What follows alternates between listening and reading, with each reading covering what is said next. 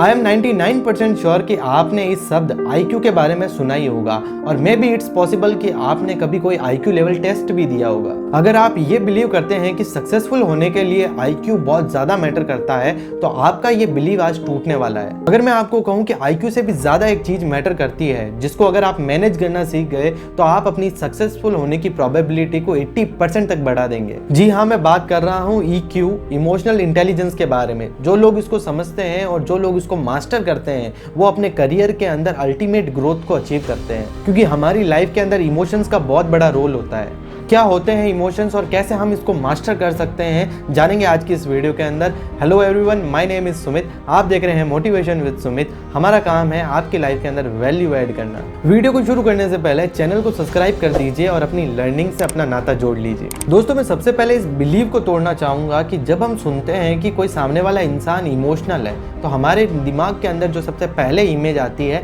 एक रोते हुए इंसान की, एक दुखी इंसान की। इसका मतलब ये नहीं कि अगर कोई रोता है या कोई दुखी है तो वो इमोशनल है। तो ये समझना जरूरी है कि दुखी होना, रोना भी एक इमोशन है। ये पार्ट ऑफ इमोशन है, यही इमोशन नहीं है। इसके अलावा भी बहुत सारे इमोशंस है, जैसे हंसना, रोना, दुखी होना और भी बहुत सारे टाइप के इमोशंस होते हैं। तो आज से इस बिलीव को खत्म कर दीजिएगा कि अगर कोई कहे कि कोई पर्सन इमोशनल है तो उसका मतलब ये नहीं कि वह दुखी है, वह रोता ही रहता है। इसका मतलब ये है कि वो पर्सन अपने इमोशंस को बड़ा खुल के हम लोगों के सामने रखता है। दोस्तों, एक बार अगर हम ये जान जाएं कि इमोशनल इंटेलिजेंस क्यों हमारे लिए जरूरी है और इससे क्या क्या बेनिफिट्स हमको मिलने वाले हैं, उसके बाद हमारी इसको सीखने की, लर्निंग की प्रोसेस और ज्यादा सिंपलर और इजी हो जाएगी। तो स्टार्ट करते हैं। Why we need to learn emotional intelligence. Number 1, build strong relationships और नेटवर्क। दोस्तों, आज के टाइम के अंदर जिसके पास में नेटवर्क है उसी के पास में नेटवर्थ है। हमारा नेटवर्क ही हमारी नेटवर्थ बनाता है। अगर आप स्ट्रॉन्ग पावरफुल रिलेशंस बनाना चाहते हैं तो इसमें इमोशनल इंटेलिजेंस आपकी बहुत ज्यादा हेल्प कर सकता है, क्योंकि नेटवर्क बनाने के लिए हमें लोगों से जुड़ना पड़ेगा और लोगों से जुड़ने के लिए इमोशन सबसे बेस्ट तरीका होता है। हम जितने ज्यादा लोगों से इमोशन से जुड़े होते हैं हम उनके उतने ही ज्यादा करीब होते हैं। Number 2, achieve career goals. आपने अपनी लाइफ के अंदर बहुत सारे करियर के गोल्स बनाए होंगे और आप उसे अचीव भी करना चाहते होंगे। अगर मैं आपको कहूँ कि आपके करियर गोल्स आपके लिए अचीव करना और भी ज्यादा सिंपलर बन सकता है इमोशनल इंटेलिजेंस को सीखकर। इमोशनल इंटेलिजेंस को सीखने के बाद सेल्फ अवेयर हो जाएंगे, आप खुद के बारे में जानने लग जाएंगे। अगर एक बार आप ये समझ गए तो आपके लिए अपने इमोशंस को मैनेज करना, उनको हैंडल करना बहुत ज़्यादा इजी हो जाएगा। Number 4, making good decision making ability.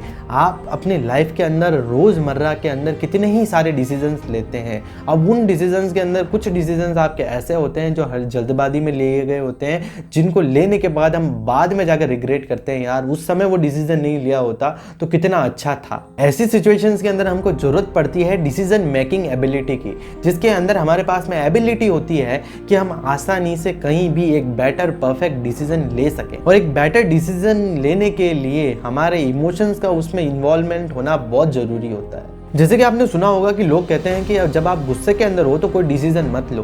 क्यों नहीं लेना चाहिए गुस्से के अंदर डिसीजन? क्योंकि आप एक ऐसे इमोशन के अंदर हैं जहां पर आप एंगर में हैं, आप गुस्से के अंदर हैं। ऐसे में अगर आप कोई डिसीजन लेंगे तो 99% श्योरिटी होती है कि आप कोई गलत ही डिसीजन लेंगे। इसीलिए आप अपने इमोशंस को कंट्रोल करके डिसीजन मेकिंग एबिलिटी को भी बढ़ा सकते हैं। Number 5, effective communication. दोस्तों, आप इसको अच्छे से समझते होंगे कि कम्युनिकेशन हमारे लिए कितना मैटर करता है, और वही कम्युनिकेशन अगर हम इफेक्टिव तरीके से करें तो उसके अंदर फिर कहना ही क्या। हम इमोशनल इंटेलिजेंस को सीख के हमारे कम्युनिकेशन को और भी ज़्यादा इफेक्टिव बना सकते हैं, क्योंकि जब हम किसी से कम्युनिकेट करेंगे तब हम सामने वाले के इमोशंस को समझ पाएंगे, क्योंकि एक बेटर कम्युनिकेशन के अंदर इमोशंस का बहुत बड़ा इन्वॉल्वमेंट होता है। ये तो थे सारे बेनिफिट्स जो हमें इमोशनल इंटेलिजेंस को सीखने के लिए एक्साइटेड करते हैं। अब देखते हैं कि इससे सीखे कैसे। दोस्तों, इमोशनल इंटेलिजेंस को सीखने का एक बेसिक फंडामेंटल है नोटिसिंग योरसेल्फ। खुद को नोटिस करना स्टार्ट कीजिए। अब खुद को नोटिस करने का मतलब है कि जब आप किसी सिचुएशन के अंदर हैं, कहीं बैठे हैं या किन्हीं लोगों के बीच में हैं, तब अपने आप को ही नोटिस करना कि आप उनके बीच में कैसे रिएक्ट कर रहे हैं, आपके इमोशंस कैसे फ्लो हो रहे हैं। सिंपली इसको ऐसे समझिए कि अपने आप को ऑब्जर्व कीजिए कि जब कोई बात हुई तब आपने कब एक्साइटेड फील किया, कब आपने थोड़ा सा सैडनेस फील की, कब आपने थोड़ा सा लाफ फील किया।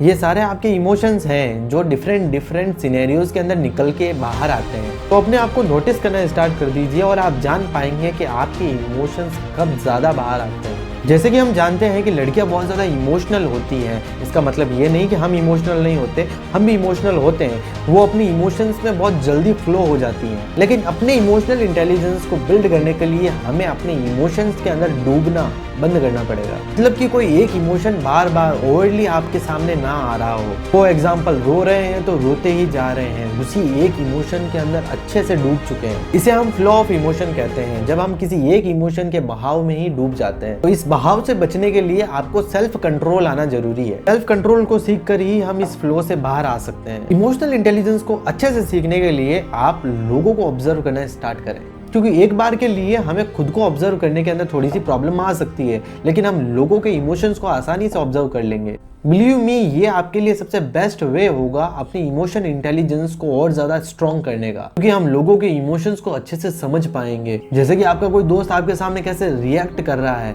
तो उसके रिएक्शंस को समझना, उसके इमोशंस को समझना आपको बहुत ज्यादा हेल्प कर सकता है उसके कैरेक्टर को समझने के लिए। और इमोशनल इंटेलिजेंस के अंदर बॉडी लैंग्वेज भी बहुत ज़्यादा मैटर करती है, क्योंकि जैसे आपके इमोशंस होंगे वैसे ही आपकी बॉडी लैंग्वेज रिएक्ट करेगी। अगर आप एक्साइटेड होंगे तो आपकी बॉडी लैंग्वेज के अंदर आपको एक्साइटनेस दिखेगी। अगर आप दुखी होंगे तो आपकी बॉडी लैंग्वेज के अंदर दिखेगा कि आप दुखी हैं। अगर आप खुश होंगे तो आप देख पाएंगे कि हाँ, आप खुश हैं। ये सारा हम बॉडी लैंग्वेज से ही पता कर सकते हैं। आपने ये नोटिस किया होगा कि कभी आपने किसी को देखा हो और देख के आपने उससे पूछा होगा, क्या हुआ भाई, यार तू दुखी है क्या?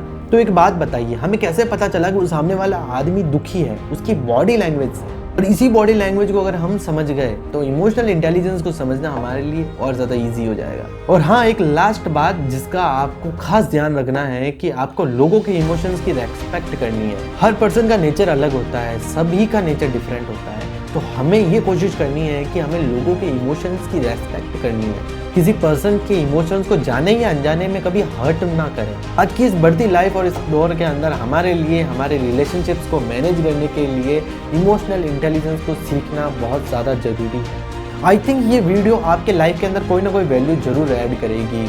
अगर इस वीडियो से कुछ सीखा हो तो वीडियो को अभी लाइक कीजिएगा, चैनल को सब्सक्राइब कर दीजिएगा। मैं मिलूंगा आपको ऐसी ही नेक्स्ट वीडियो के अंदर। तब तक के लिए स्टे मोटिवेटेड।